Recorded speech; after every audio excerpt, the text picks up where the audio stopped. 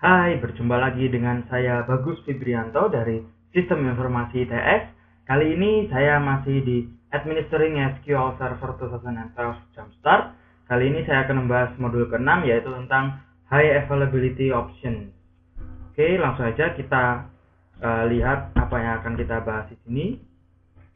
Ya, yang pertama overview tentang modul kali ini yaitu tentang High Availability Option. Jadi High Availability ini berbicara tentang bagaimana membuat database bisa selalu dapat digunakan ketika ia dibutuhkan.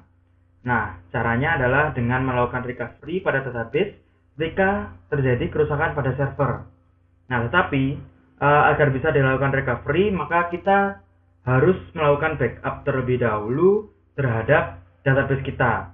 Ketika database tersebut mengalami masalah, kita bisa melakukan restore ataupun recovery terhadap database menggunakan backup yang telah kita buat sebelumnya.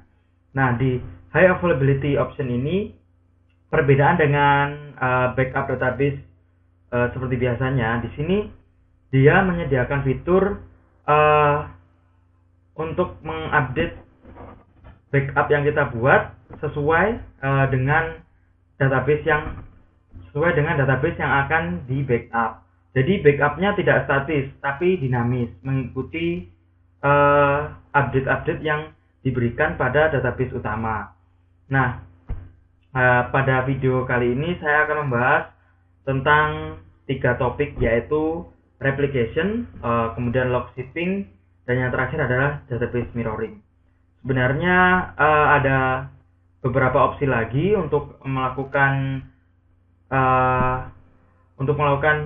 memungkinkan high availability option ini. Tapi di sini saya akan membahas tentang 3 demo tersebut. Oke, langsung saja kita ke topik yang pertama, yaitu tentang replication. Nah, jadi replication adalah intinya membuat salinan untuk objek-objek yang ada pada database yang ingin kita backup ke server-server yang berbeda. Nah, salinan tersebut akan diperbaharui secara otomatis apabila database utama yang kita backup tadi juga mengalami perubahan. Nah, hal itu dilakukan untuk menjaga integritas data apabila dilakukan recovery. Jadi, ketika kita melakukan recovery untuk database kita, data yang dihasilkan oleh recovery sama dengan data terakhir yang kita masukkan pada database kita tadi. Nah, itu menggunakan replication. Jadi replication seperti ini, kita mempunyai beberapa server tambahan untuk menaruh backup database kita. Nah, tetapi backup tersebut tidak harus semua objek pada database kita backup pada salah satu server. Kita bisa memecah-mecah ataupun memilih objek-objek mana yang akan kita backup pada server-server tertentu. Nah, contohnya seperti ini. Jadi di sini ada HealthcareDB, di sini ada 2 publication. Nah, 2 publication ini, publication 1 dia memiliki beberapa artikel yang isinya adalah tabel-tabel pada HealthcareDB ini. Kemudian di publication 2 dia juga memiliki artikel yang berisi tabel 8. Ini ada beberapa tabel, ini ada tabel lain. Nah, publication 1 dia akan menyimpan pada server yang kedua di Clinic1DB. Nah, di sini maka isi dari Clinic1DB ini adalah sama seperti publication 1 pada HealthcareDB. Nah, kemudian publication 2 ia simpan di SQL Server 3. Nah, maka di Clinic2DB ini dia memiliki isi publication 2. Nah, jadi seperti itu. Jadi tidak harus semua objek secara keseluruhan di-copy pada sebuah database. Nah, di sini juga terlihat ada yang lain, publisher lain. Nah, di sini dia juga melakukan replikasi, saling melakukan replikasi seperti itu. Nah, di sini ada beberapa tipe dari replikasi. Nah, di sini ada grafik tentang tipe-tipe replikasi terhadap tingkat autonomi dan tingkat latensinya. Nah, di sini ada merge replication, snapshot replication, dan lain-lain sebagainya. Ada transaksional, ada distributed. Nah, di sini semakin ke atas maka autonominya semakin besar. Nah, latensinya juga semakin besar. Autonomi sendiri adalah fitur untuk user untuk mengatur backup yang akan kita lakukan, replication yang akan kita lakukan. Sedangkan latency ini adalah waktu yang dibutuhkan atau keterlambatan yang terjadi saat kita melakukan replication. Jadi semakin ke atas ini kita semakin bisa mengatur replikasinya, tetapi latensinya juga semakin lama. Nah, sedangkan semakin ke bawah, di sini kita tidak memiliki, semakin kecil hak kita untuk mengatur replikasinya, tetapi latensinya juga semakin rendah. Oke, agar lebih bisa mengerti, kita langsung aja ke demo. Oke. Untuk melakukan replication di salah satu instance, di setiap instance SQL Server terdapat fitur replication. Nah, dia ada di sebuah folder replication. Nah, untuk membuatnya kita harus membuat publication. Nah, seperti ini. Next.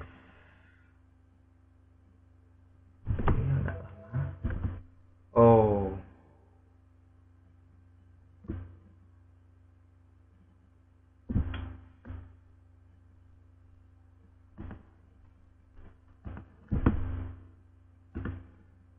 New publication.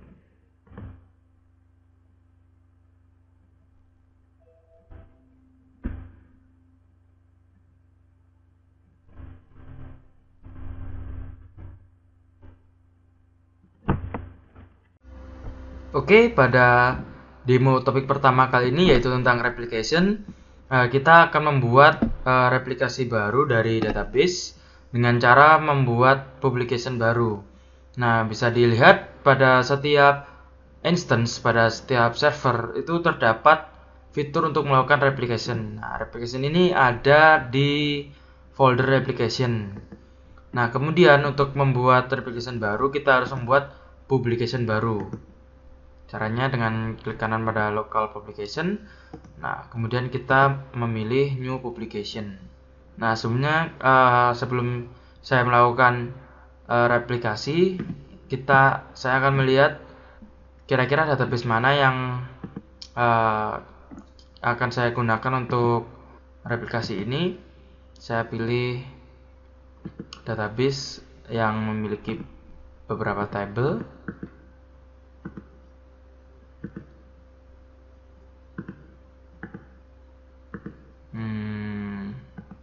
Tidak terlalu banyak agar bisa lebih cepat. Oke, mungkin saya menggunakan mencoba ini new publication. Nah, di sini kita pilih database mana yang akan kita publish. Sekarang di sini mencoba.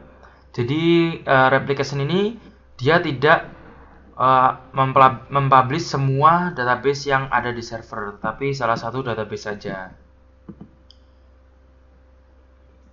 Oke, di sini kita pilih tipe publikasinya. Ini tipe replikasi seperti yang telah saya jelaskan sebelumnya, yaitu seperti snapshot, transaksional, merge. Nah, ini tergantung dari seberapa tingkat latency dan autonomi yang kita inginkan. Nah, di sini saya akan mencontohkan snapshot publication. Oke, ya, ini membaca dulu apa saja yang dimiliki oleh database mencoba tadi. Nah, jadi di sini kita bisa memilih beberapa objek saja yang akan kita publish. Jadi di fitur replication ini kita tidak harus mereplikasi semua objek yang ada di database. Kita bisa memilih beberapa objek saja, kemudian kita bisa mempublishnya ke salah satu server. Jadi tidak harus semua objek direplikasi ke satu server yang sama. Oke, masih menunggu. Ternyata sama juga lama.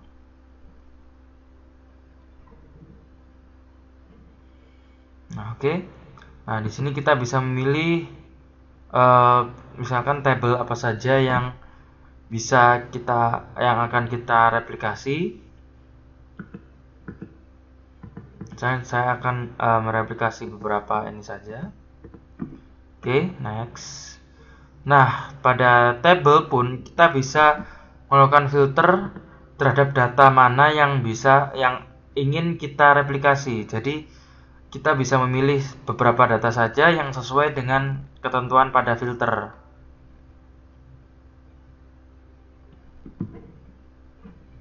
Nah, di sini kita bisa memilih filternya. Kita bisa menentukan filternya apa. Tapi kali ini saya melewati ini saja. Saya akan mereplikasi semuanya. Next. Nah, di sini bisa kita pilih create snapshot immediately, dan kita bisa memilih schedule snapshot. Jadi di sini kita bisa menentukan kapan snapshot ini harus dibuat.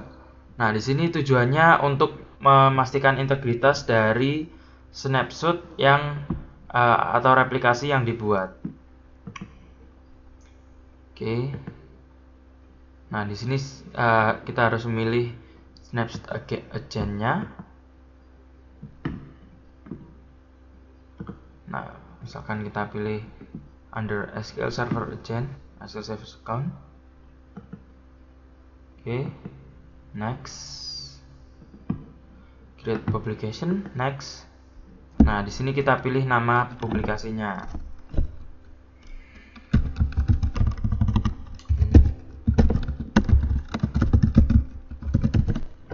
Oke, kita klik finish. Nah, di sini dia akan melakukan progress.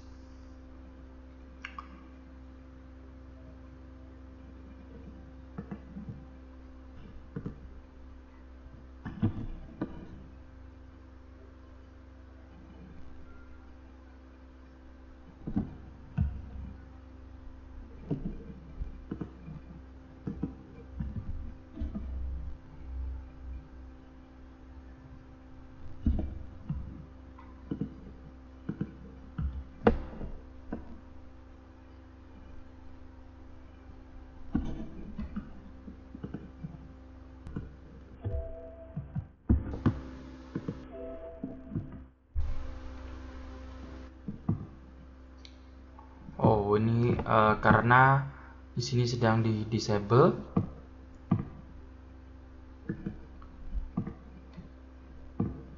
Oke.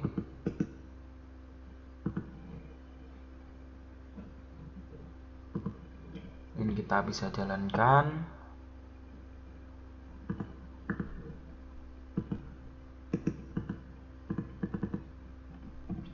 Oke, di sini karena warning maka tidak jadi masalah. Jadi di sini bisa dikatakan bahwa publikasi yang telah kita lakukan dikatakan sukses. Oke, kita sudah sampai di topik yang kedua, yaitu tentang log shipping. Jadi di log shipping ini SQL Server akan menyalin transaction log dari sebuah database utama ke beberapa server yang berbeda untuk memungkinkan dilakukannya database recovery menggunakan transaction log apabila terjadi kegagalan pada server. Jadi bedanya dengan replication, log shipping ini dia hanya melakukan copy pada transaction log saja, tidak semua database. Nah, jadi untuk transaction log ini SQL Server harus melakukan 3 kali aktivitas, yaitu yang pertama schedule yang pertama dia akan melakukan backup pada log file di primary server atau di primary database ke server holder. Nah, kemudian di server holder ini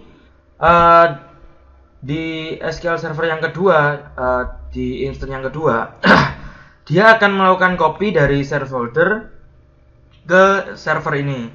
Nah, kemudian yang ketiga, setelah backup tadi di copy ke share folder, dari share folder ke instance tersebut akan melakukan restore pada server ini.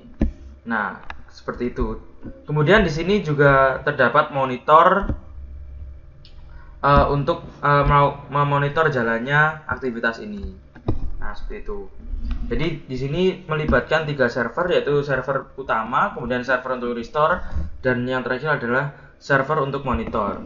Oke, langsung saja kita ke demonya.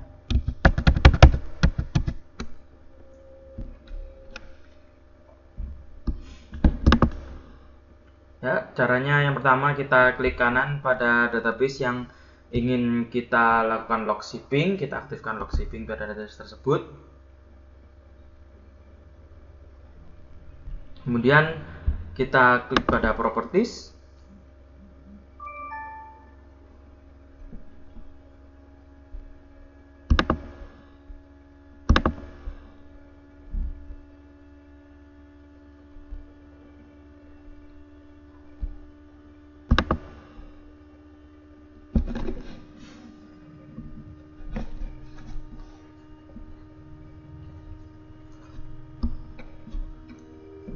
Nah, di properties ini kita pilih menu transaction log shipping.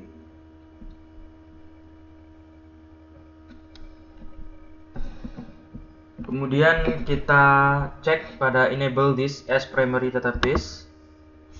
Oke, kita klik backup setting. Nah, kemudian kita atur yang pertama tadi, yaitu share foldernya untuk melakukan backup. Nah, perlu Anda ketahui bahwa kita harus mengatur dulu lokasi server ini melalui Windows Explorer.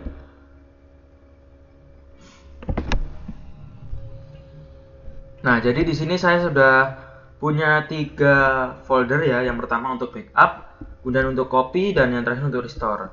Nah, khusus untuk backup kita harus membuatnya menjadi share folder agar bisa digunakan pada log shipping. Caranya kita klik properties. Kemudian kita pilih sharing. Nah, di sini kita share. Kita beri nama. Oke. Nah, di sini terlihat network path-nya, yaitu special backup. Oke. Dan special backup. Kemudian di pengaturan log shipping tadi kita atur dia network path-nya sesuai dengan share yang telah kita buat. Nah, di sini adalah URL dari drive kita. Kalau kita menggunakan network path, sekarang kita menggunakan URL. Oke, sudah benar semua. Nah, kemudian kita juga harus mengatur schedule-nya sesuai dengan aktivitas tadi. Atur schedule. Nah, seperti ini. Sudah ada default-nya, kita oke saja. Kemudian kita oke lagi. Nah, kemudian kita harus add server yang kedua, server untuk melakukan restore. Di sini saya punya second instance. Oke, nah di sini kita harus mengatur di mana kita akan merestore foldernya, restore shell database. Tadi saya sudah membuat folder restore. Ini tempatkan di tempat yang sama juga tidak apa. Oke. Nah, ini yang copy file. Tadi sudah saya buat juga. Copy. Oh ya, jadi di sini terdapat schedule juga. Nah, ini sudah defaultnya, oke saja. Jadi setelah copy kemudian kita restore. Nah, di restore ini juga ada schedule-nya sesuai dengan bagikan pada aktivitas yang telah saya perlihatkan tadi. Oke. Nah, ini kita pilih pada no recovery mode agar dia bisa di restore, karena kalau pada recovery mode dia nanti tidak bisa di restore. Oke. Nah, kita bisa memilih apakah kita akan menggunakan monitor server atau tidak, tapi di sini coba saya gunakan. Sini saya punya third instance. Oke. Nah, di sini bisa menggunakan Windows Login ataupun SQL Server Login. Kita coba menggunakan Windows Login aja. Dan kita klik OK. Nah, di sini dia akan melakukan proses untuk memulai log shipping. Jangan lupa juga kita harus mengaktifkan Content Database Authentication menggunakan spconfigure agar instance lain bisa akses pada backup yang telah kita buat tadi. Seperti itu. Ya, kita sudah sampai di topik yang terakhir dari modul ini, yaitu tentang database mirroring. Jadi database mirroring ini salah satu metode untuk melakukan recovery atau untuk memungkinkan database selalu bisa digunakan dengan cara membuat salinan sebuah database secara menyeluruh. Jadi semua objek dalam database tersebut disalin pada server lain dan menyediakan fitur automatic failover. Jadi ini bedanya dengan kedua topik yang telah kita coba tadi. Kalau replication dia hanya beberapa objek saja, dan dia tidak bisa menyediakan automatic failover. Dengan kata lain, jika dia menyediakan fitur automatic failover, ketika sebuah server gagal, mengalami kegagalan, maka secara otomatis server yang lain akan menggantikan pekerjaan dari server tersebut. Nah, agar bisa melakukan automatic failover dibutuhkan sebuah witness server. Nah, pada slide ini akan saya jelaskan bagaimana sebenarnya automatic failover dilakukan dengan menggunakan witness server. Nah, jadi pada dasarnya SQL ada dua buah server, yaitu server 1 dan server 2. Server 1 merupakan server yang utama, yaitu dia yang bekerja, yang menyimpan database. Kemudian server 2 adalah mirror dari server 1. Jadi database yang ada di server 2 sama persis seperti yang ada di server 1. Nah, ini tingkat database ya, bukan seluruh server, tapi hanya salah satu database saja. Nah, kemudian server 3 ini gunanya adalah untuk mengaktifkan automatic failover. Dia akan mengawasi server 1 dan dia juga akan mengawasi server 2, menginformasikan server 2. Ketika server 2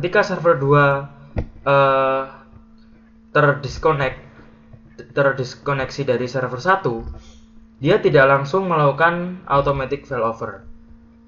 Tetapi ketika server 2 dan server 3 merasa terdisconnect dari server 1, maka automatic failover diaktifkan dan server 2 sekarang berubah menjadi server 1. Fungsi pekerjaan utama dilakukan oleh server 2. Nah, hal itu dilakukan karena bisa jadi ketika server 2 terdiskoneksi dari server 1 itu bukan karena server 1 mengalami kegagalan, bisa saja karena server 2-nya sendiri yang mengalami kegagalan atau dia memang terdiskoneksi. Nah, tetapi dengan adanya witness server, di sini dia memastikan bahwa terdiskoneksinya server 1 dari server 2 itu memang dikarenakan server 1 mengalami kegagalan. Karena server 3 juga merasa server 1 terdiskoneksi dari server 3 ini sebagai witness.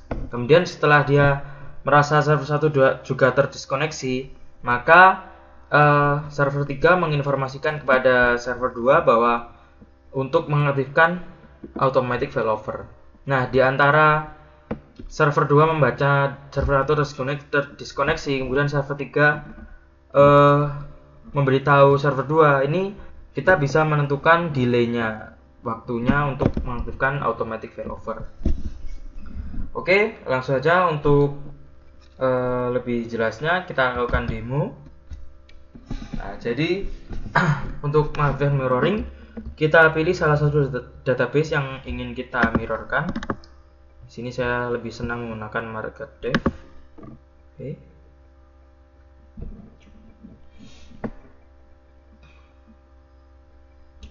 Nah, di sini kita pilih mirroring. Jadi mirroring transaction log ini tingkatnya ada di tingkat database. Kemudian kita pilih configure security. Nah, ini ada wizardnya. Nah, ini do you want to configure security? Include a witness server instance. Nah, ini kalau kita ingin mengaktifkan automatic failover, otomatis kita harus mengkonfigurasi pada witness server instance. Next. Nah, di sini nanti kita akan butuh 3 server, yaitu server pertama, kemudian server kedua sebagai mirror, dan yang ketiga sebagai witness. Nah, yang perlu diperhatikan di sini saya akan menggunakan instance pada satu buah komputer atau pada satu buah mesin server. Nah, jadi yang perlu kita bedakan adalah portnya. Kalau dia berbeda instance dan setiap instance pada mesin yang berbeda, kita bisa menggunakan port yang sama agar lebih mudah untuk berkomunikasi. Karena ini pada komputer yang sama, maka portnya harus dibedakan agar dia tidak bercampur. Nah, dia bisa berjalan masing-masing. Oke, kemudian tadi kita menerapkan prinsipal ini yang akan di mirror, kemudian mirror server ini akan menyimpan mirrornya. Kita koneksikan menggunakan Windows Authentication. Nah, di sini portnya sudah berbeda. Next. Nah, kemudian di sini kita pilih third instance. Kita koneksikan, connect. Nah, di sini portnya dia juga otomatis berbeda. Oke. Nah, ini if the principal mirror or witness are instance on the same server, their endpoint must be used different port. Jadi portnya harus berbeda-beda. Nah, kemudian di sini kita pilih service account untuk masing-masing instance. Jadi saya sudah membuat beberapa account yang berbeda.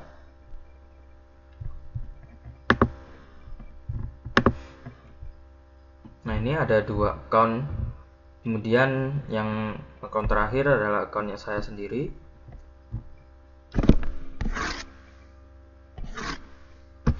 Oke, kita masukkan, jangan lupa domainnya, kemudian nama usernya.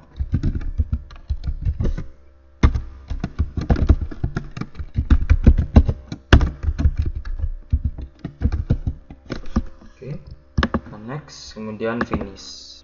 Nah, di sini berarti konfigurasi untuk mirroring sudah kita lakukan dan database siap menjalankan mirroring. Oke, jadi seperti itu untuk kali ini. Untuk modul ke-6 ini, atas perhatiannya saya ucapkan terima kasih. Sampai berjumpa di top modul berikutnya.